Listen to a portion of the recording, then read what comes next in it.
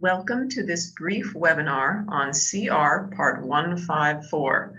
This webinar is providing an overview of the Commissioner's Regulations Part 154 and is brought to you by the Capital District Region RBERN.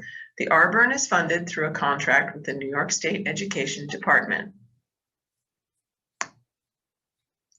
There are 7 RBERN regions across New York State. There is also an 8th RBERN that is all statewide, known as the Language RBERN, whose function is to translate documents for the state.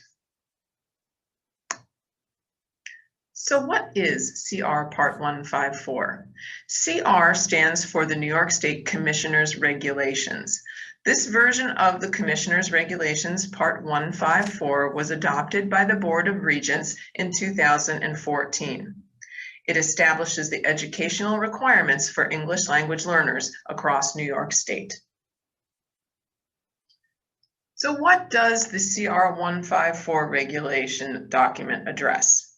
It is a comprehensive document that establishes all sorts of procedures for identifying English language learners, otherwise known as ELLs, at 5 proficiency levels. It also establishes the scope of services that ELLs districts must provide in order to accommodate each proficiency level. It sets the criteria and processes for identifying and supporting English learners with disabilities. It addresses parental rights and district communication requirements. It outlines district responsibilities for recording and reporting ELL-related data, and much more. For more information, you're going to want to visit the New York State Education website. CR Part 154 provides a procedure for identifying English language learners at 5 proficiency levels. This procedure involves screening, ELL identification and assessment, parent notification, ELL program placement, review of ELL identification determination, and exit criteria. Commissioner's Regulations Part 154 identify 5 proficiency levels for English learners in New York State. These are entering, emerging, transitioning, expanding, and commanding.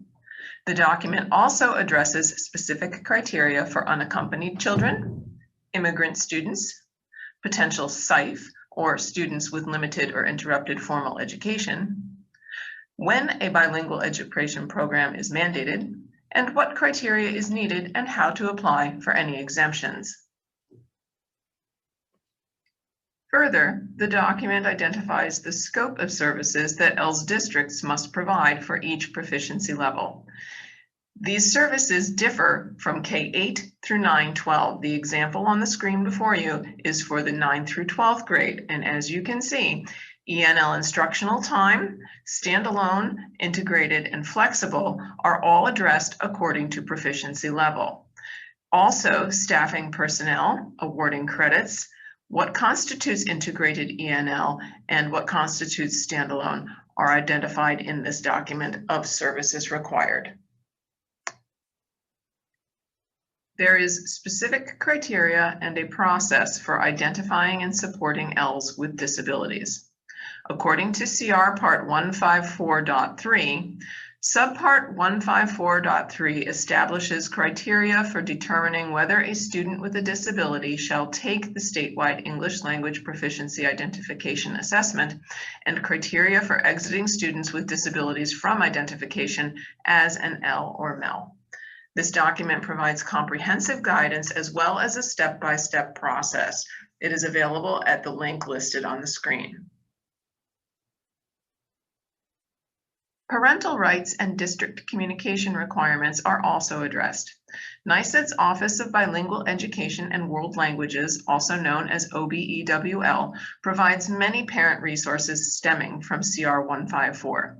These include translated New York State testing communications, information about district requirements concerning the provided communication in parents' preferred languages, a parent's bill of rights, an ELL parent guide, and much more. District responsibilities for recording and reporting L-related data are done through an annual report called the CEP, or the Comprehensive L Education Plan. The CEP is divided into multiple sections in which LEAs must outline how they are addressing the needs of their Ls and describe their strategic plan for providing grade-appropriate, linguistically and academically rigorous instruction that will allow Ls to meet the next generation learning standards in alignment with the expectations set forth in the New York State Blueprint for LML success. When completing the CEP, it is recommended that LEAs familiarize themselves with the principles outlined in the blueprint. NYSED's Office of Bilingual Education and World Languages enforces regulations and provides ongoing guidance, professional development, resources, and assistance to LEAs on issues related to the education of Ls. For assistance in the completion of the required 2020-2021 CR Part 154 CEP, please contact their offices in Albany or at the emails listed on the screen. You may also reach out to your local RBERN to provide assistance and support regarding L program-related questions and the completion of the report. Part 154 of the Commissioner's Regulations holds all school districts accountable for identifying and serving English language learners. Districts are required to adopt a policy on the education of Ls, plan and provide appropriate services for them, and evaluate and report their academic achievement. Instructional programs for Ls are funded primarily through local funds, but are supplemented by state LEP aid, known as state bilingual categorical funds. New York State authorizes additional funds that are administered by OBEWL to address current critical needs identified in the state. To guide and support districts in providing better services to Ls, OBEWL has undertaken several initiatives, addressing the needs of Ls in early childhood education, providing resources and technical assistance to school districts to prepare bilingual and English as a new language teachers to raise standards and achievement levels for Ls, identifying instructional strategies for Ls with interrupted or inconsistent formal education, and developing resource documents to support literacy development for Ls are some of the initiatives currently underway. For additional information and clarification on any of the information regarding CR Part 154, please visit the NYSED.gov bilingual education website address seen on your screen. You will notice several drop-down menus. Most of the information from today's presentation has come from the LML regulations and compliance section of this website. We have also touched on the educator resources, parent resources, and district LEA resources available. Thank you for your time. As always, please feel free to contact your RBERN for any questions or concerns regarding your district's English language learners.